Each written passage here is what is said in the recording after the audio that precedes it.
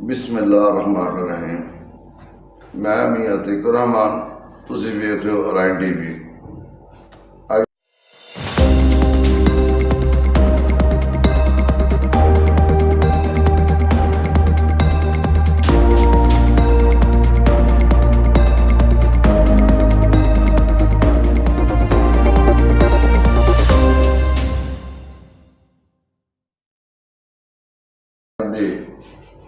पहली तो खास खबर जी है अब्दुल्ला ताहर के केस दे विच। अब्दुल्ला ताहर दे बेटे ने केस के मुतलक कल पहला वीडियो बयान जारी किया है, जिहदे च उन्हें पैरों थलों जमीन कट छड्डी है। अब्दुल्ला ताहर के बेटे ने फरमाया कि असी अज तक असी नारोवाल दे असा रेत का ठेका लिया ही नहीं, ना असा कोई पेपर उत्ते जमा कराए ने ठेके दे। इस केस नूं खराब करने वास्ते या कुछ लोगों को बचाने वास्ते ये सारा खेल खेलिया जा रहा। दूसरा उन्हें गल की थी कि हुण तक सानू अदारे ने किसी भी कोई पेशरफत के बारे च नहीं दसिया। साढ़े असल जोड़े मुलजम ने अजे तक वो नहीं गिरफ्तार होए, तकरीबन सानू इंसाफ नहीं मिला, जिहदे च उन्हें कल पहला वीडियो बयान जारी किया और अपने वालद के कातलों के गिरफ्तारी वास्ते उन्हें इंसाफ की अपील की। मोहतरमा जनाब वज़ीर आला पंजाब साहब अगे भी उन्हें गुजारिश की और IG पंजाब साहब अगे भी रिक्वेस्ट की थी। और मैं तो पहले दिन तो गल आना था कि ये कुछ दाल च काला जरूर है, वक्त नाल हर चीज़ सामने आ जाएगी।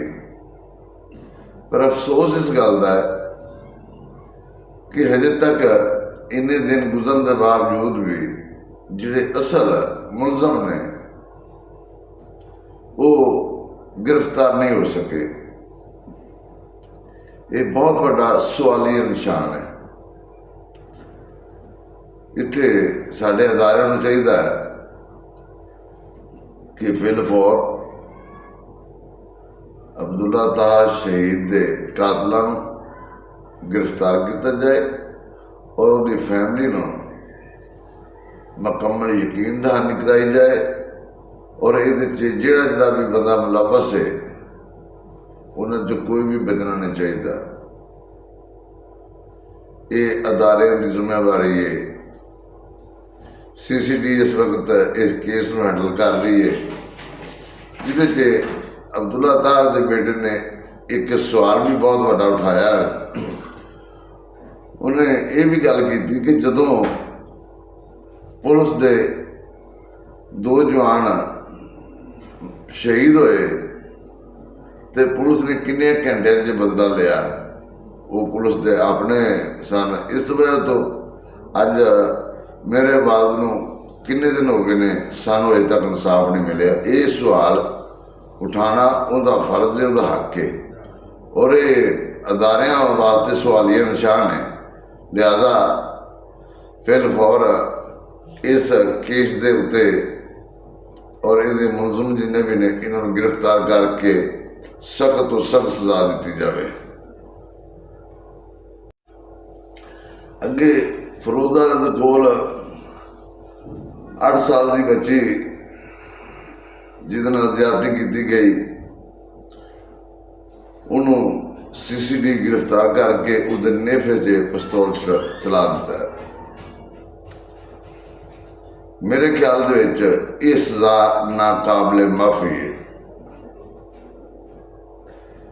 जिहड़ी नेफे च पिस्तौल चला के सजा है ना, जिहड़ा उस इंसान ने जुल्म किया है उसके मुताबिक ये सजा वो वास्ते नेफे च पिस्तौल चलाने वाले कोई सजा नहीं। ये बहुत छोटी सजा है। देखो उस बंदे की इस वक्त एज कमो पेश 45-50 के करीब है। 45 तो 50 तो करीब है, वो कोई नाबालग नहीं, वो तो बहुत समझदार है ना। जिसकी 45-50 साल एज होवे वो ये बंदा इस तरह की कमीनी हरकत करे, इनकी बेहुदा हरकत करे, मैं नहीं समझता कि उसके नेफे च पिस्तौल चलना चाहिए। मैं ये समझना कि इनकी सजा ये नहीं है, सजा बदलनी पवेगी इदारियां नूं। अगर तुम चाहते हो कि साडियां बेटियां, साडा ये मुआशरा सेफ रहे, इस सजा ना काबिल माफी है, ये कोई सजा नहीं हैगी। किसी 8 साल की बच्ची दे नाल ज्यादती करनी, जुल्म करना, उन्होंने अपनी दरिंदगी का निशाना बनाना और पर्दों के नेवे च पिस्तौल चला देना, ये कोई सजा नहीं हैगी।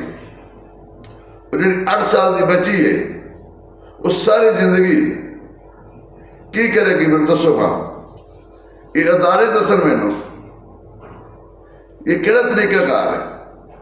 ठीक है, कोई नाबालग ने उन्होंने तो गल मान ले, जिहड़ा बंदा 45-50 साल की एज दे विच जाके इस तरह की हरकत कर रहा है और 8 साल की मासूम बच्ची दे नाल, मेरा नहीं ख्याल कोई नेवे च पिस्तौल चलना चाहिए। उसकी सजा का तायन होर करना चाहिए, उसकी सजा होर बनती, उसकी सजा ये नेवे च पिस्तौल चलने वाली नहीं बनती।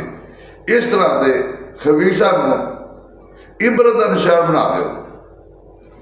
इस तरह के जिन्हें भी लोग ने ये हमदर्दी करते हैं, इन्होंने इबरत का निशान बना दो ताकि दोबारा कोई आइंदा जुर्त ना कर सके, किसी बेटी वाल अख चुक के वेख ना सके।